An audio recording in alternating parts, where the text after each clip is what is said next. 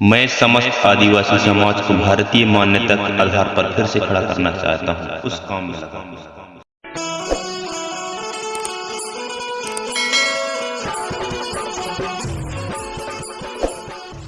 उससे वजह साथियों, आजकल की जो युवा पीढ़ी है उनके दिमाग में ऐसा चलता है कि अंधविश्वास बहुत ज़्यादा बढ़ गया है कि हम इस देवता की पूजा करेंगे तो ऐसा हो सकता है, इस देवी की पूजा करेंगे तो ऐसा हो सकता है।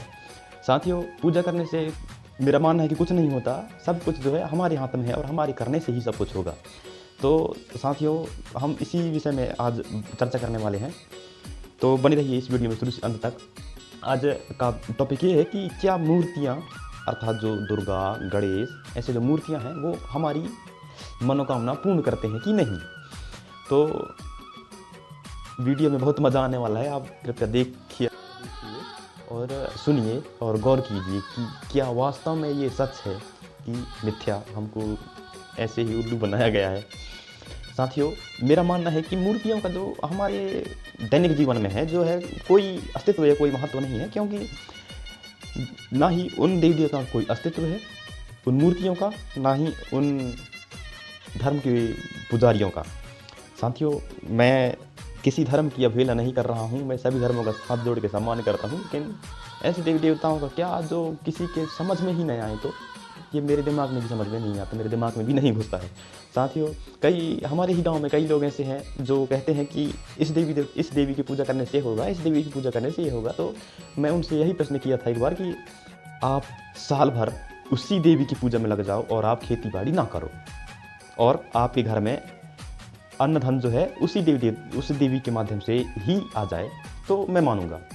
तो उन्हें वो लोग मेरे को बोले कि भाई, जब हम काम करेंगे तभी अन्न आएगा, किसी अन्य कोई दूसरे के लाने से नहीं आएगा। जब हम मेहनत करेंगे तभी हमारे घर में जो है भोजन या अन्न जो है पहुँचेगा। साथियों, चाहे वो कोई भी धर्म या संप्रदाय का ही देवी या देवता क्यों ना हो, वो कोई काम नहीं करता, काम इंसान को ही करना पड़ेगा। यदि कोई काम सोचता है कोई काम इंसान, तो वो काम जो है इंसान ही करेगा, उसे कोई देवी या कोई देव नहीं करेगा। साथियों, आदिवासियों का जो यह मानना है कि आदि अनादिकाल से इस गोंडवाना लैंड में रहते आ रहे हैं। वैसे तो कोई नहीं बता सकता कि पृथ्वी का निर्माण कब हुआ था, लेकिन इतिहास के अनुसार 600 करोड़ साल पुराना जो है हमारा पृथ्वी का इतिहास, और विज्ञान के हिसाब से 600 करोड़ वर्ष पुराना है, ऐसा विज्ञान भी मानता है और कई दार्शनिक भी ऐसे ही मानते हैं। जिस देवी या देवता का पूजा होता है उसका कोई ना कोई इतिहास तो अवश्य ही है। साथियों, कोई देवी या देवता ऐसे ही नहीं बना है, उसका कोई ना कोई इतिहास है, उसका कोई मुख्य कारण रहा है, और वो भी किसी माँ के कोख से ही जन्म लिया है, उसके भी कोई माता है, उसके भी कोई पिता है।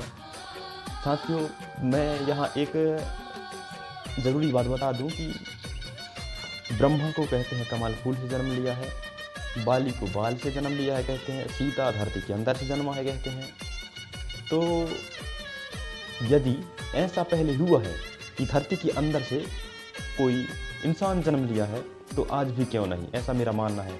भले पहले ऐसा हुआ होगा, लेकिन यह दर्शन आज भी मिलना चाहिए, ऐसा मेरा मानना है। साथियों, यदि कमल फूल से ब्रह्मा जन्म लिए हैं, तो उसका जो पालन पोषण है कौन किया है, यह मेरा सवाल है।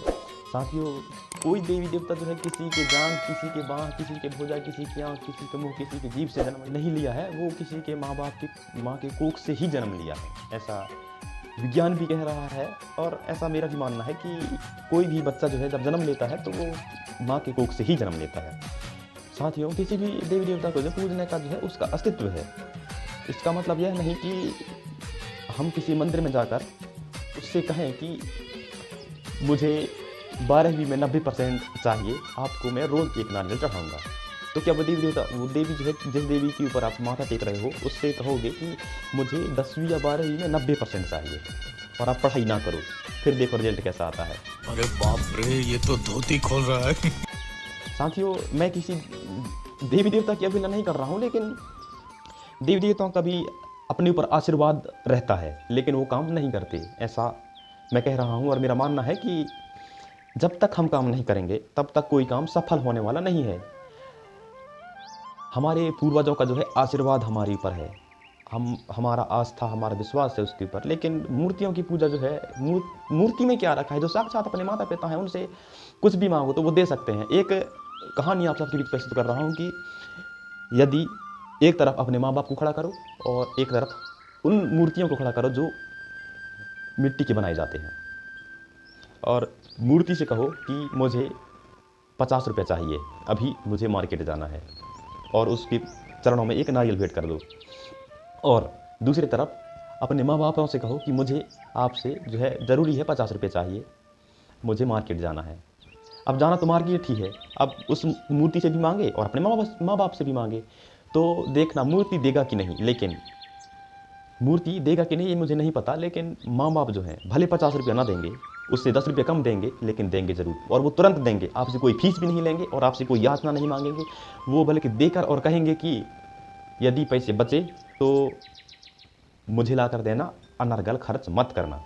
साथियों, ऐसा है हमारे साक्षात दिखने वाले भगवानों का, और जिनका कोई अस्तित्व ही नहीं है उन भगवानों का। साथियों, अब आप ही विचार कीजिए कि भगवान वास्तव में कौन है, माता पिता या मूर्ति। साथियों, वीडियो पसंद आया तो कमेंट के माध्यम से ज़रूर बताइएगा। साथियों, आज के लिए बस इतना ही। मिलते हैं अगली वीडियो में अगले टॉपिक के साथ। तब तक के लिए नमस्कार, सेवा जोहार, जय आदिवासी, जय मूल निवासी, जय भीम।